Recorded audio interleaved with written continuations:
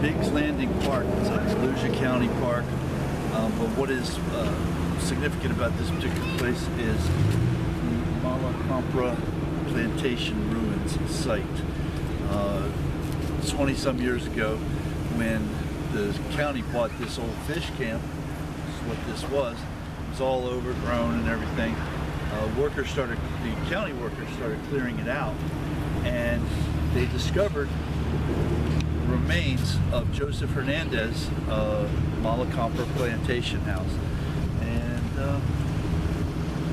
that's incredible. It's a mid-18th century structure, remains foundation of the structure, and Joseph Hernández, if I get this straight, was the first senator from Florida to the U.S. Senate. I'm pretty sure I got that right. He was also a brigadier general in the Seminole Wars. So check it out. Probably got ran off like all the other plantation owners did on this coast. This was an indigo, rice, and sugar plantation.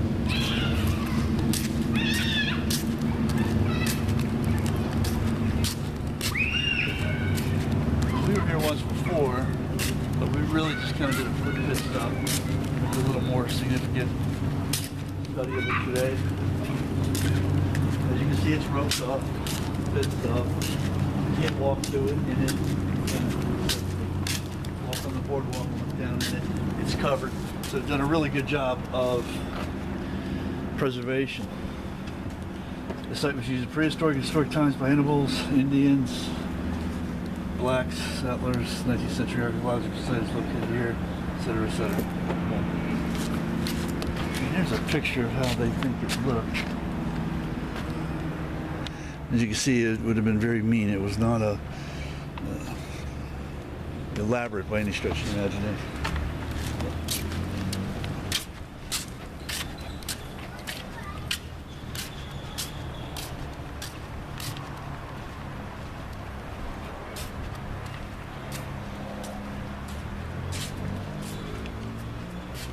Ruins of Compra, 1816-1836, Barrier Island plantations. Waterways offered good travel. Coquina ruins, 165 years. Plantation, Spanish government. Boom. But more importantly than all that, here it is. And there it is. So we see the foundations of the two homes here and here. And over there, according to the artist rendering. And in the middle of that, we have the Coquina well, which we're going to walk down and take a good look at all that stuff there.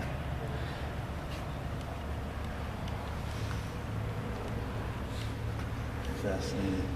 Was that the chimney? Oh, yeah, more than likely. Maybe like two sides of it, you know what I mean? Mm-hmm. Cook or heat on both sides. Two separate rooms, that would make sense. It's so cool how they did this with the boardwalk. Yeah. And covered it. Yeah, I like that. They not only preserved it, they really preserved it. Yeah. I mean, they didn't what's the word? Prevent access to it either.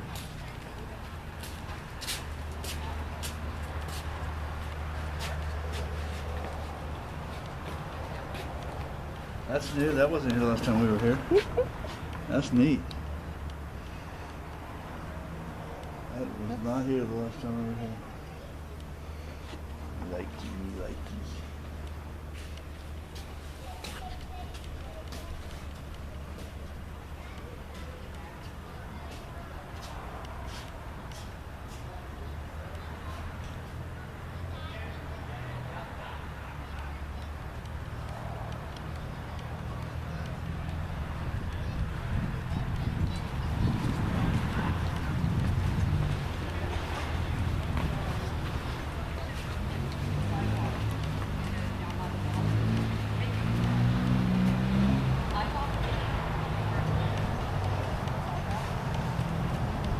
I'm an archaeologist who specializes in sites dating to historical times.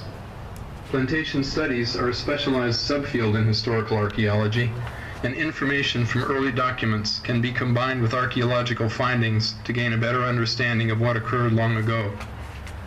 The goals here at Compra Plantation were to find material remains located within the park, to establish their history, function, and form, and to gain an understanding of daily plantation life between 1816 and 1836. Specifically, we wanted to discover something about people's behavior by looking at household trash and its distribution throughout the site. We hoped that data from Compra could later be compared to that from other sites and time periods to learn even more. Typical archaeological tasks included mapping the remains of buildings that were here in the 19th century and cataloging all recovered artifacts according to type and location. Variation across the site can represent different activities by people with different jobs, such as plantation owner, work foreman, and laborer. The challenge to archaeologists is to interpret the behavior represented by the artifacts. In order to better understand activities and behavior, we classified all artifacts according to their function, such as food preparation, household construction and furnishings, personal and clothing items, weaponry, and tools. Mapping of artifact locations is important because it can reveal areas of activity. At this site, careful excavation and mapping revealed several such patterns, called cultural features by archaeologists. These included a small roasting pit, several post holes and trash pits, construction pits and trenches for the well and the building walls, a possible outbuilding, a dog barrel, and exterior paving outside the kitchen and wash house. In 1999 and 2001, over 125 square meters of soil were removed near the buildings, and many 50-centimeter square shovel tests were also dug. In 2002, almost 6,000 artifacts were recovered, with the majority related to foodways and to building construction. Our project also included an assessment of the condition of the building ruins. These were built primarily with coquina blocks and tabby mortar, which is a mix of lime, shell, and sand. But construction also included brick, tile, and whitewashed plaster. All of the building remains have now been stabilized and cleared of damaging biological growth to protect them from further deterioration. Loose materials have been reattached using mortars chemically identical to those used during the 19th century. Flagler County has made a long-term commitment to protect and maintain the Compra site for future generations. Additional archaeological investigation may provide new information in the future. Michael, go that way. Go up there a little ways and just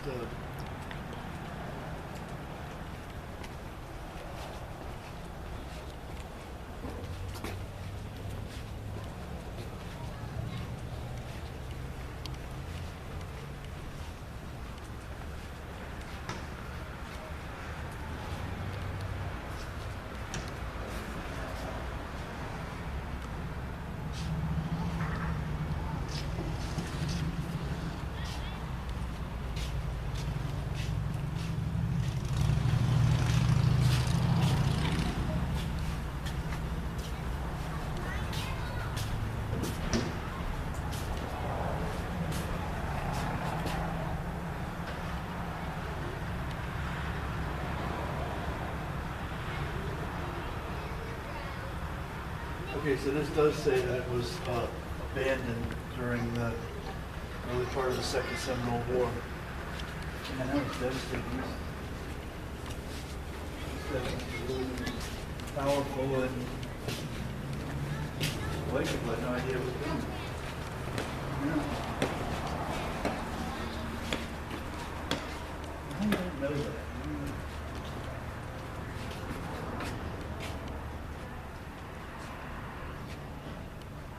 I am Joseph Hernández, and I was born in the Spanish colony of East Florida in 1788. As children, my parents were among the original Minorcan indentured settlers arriving in British East Florida in 1768.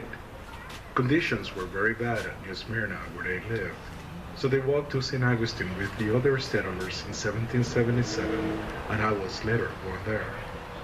I own 6 plantations in this area and lived here at Compra Plantation part-time with my wife, Anna Maria.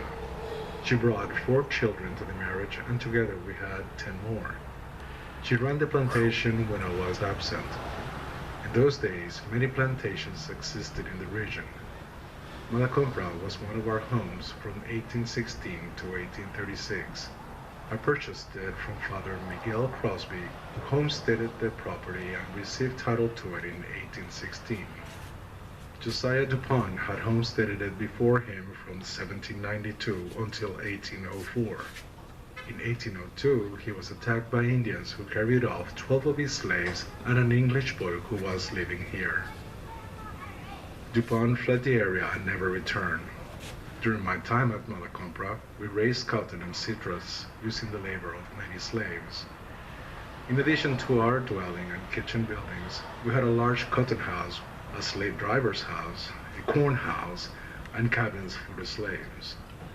This plantation was taken over by the U.S. military during the Second Seminole War in 1836, and our cotton house was used as a defensive structure.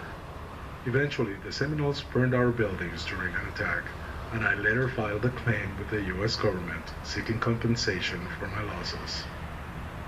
I was a leader in the territory of East Florida, serving as an agriculturalist, a lawyer, a justice of the peace, a city councilman, mayor of St. Augustine, and as a brigadier general during the Second Seminole War.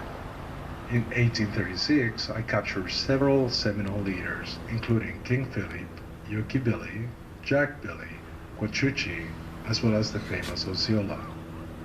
I was also president of Florida's Territorial Legislative Council. I had many guests here at Compra, including naturalist John James Audubon. His original drawing of the American coot was made here. As the territorial delegate from Florida in 1822, I was the first Hispanic citizen to serve in the U.S. Congress. After Compra was destroyed, I continued to farm in the region until the 1850s, and then moved to my sugar plantation in Cuba. Wow. I didn't know all that. Super cool. When we were at Tolemata earlier today, the guy was talking about the Menorcans and how they were all brought to New Smyrna and made to work down there, and they worked down in those plantations for like 10 years, and then conditions got so bad they all moved en masse up to St. Augustine. And he's saying that he was one of those. Now, I forget the impetus. I think there was a singular event that caused those people to leave that area and come up here, but it was like a 70-mile hike through the sand. I mean, you know, it wasn't the A1A there, so it was quite the ordeal. And though the Menorcans were Mediterranean islanders who, for whatever reason, the white people thought would be more suited to working as indentured servants in this environment. Cool. How much time we got on this? Are we good? 13. 13, good, because it stops at 20 and recycles, and I hate when it does that. Pushes to light up the main hearth of the main house. Okay, so like you said, that's the fireplace. That's this side, and then the other side would have been, I guess, for the bedroom or whatever. Wow, that is amazing. 18th century stuff. Incredible.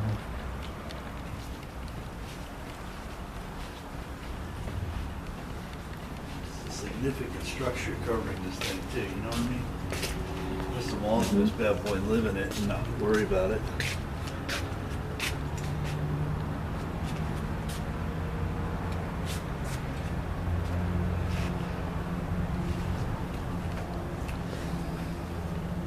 So cool how it's all tied together, all the way from there all the way to Savannah, Charleston. It's all there's some you know, degrees of separation, whatever they call it. You know, where somebody's connected to somebody, connected to somebody, connected to somebody.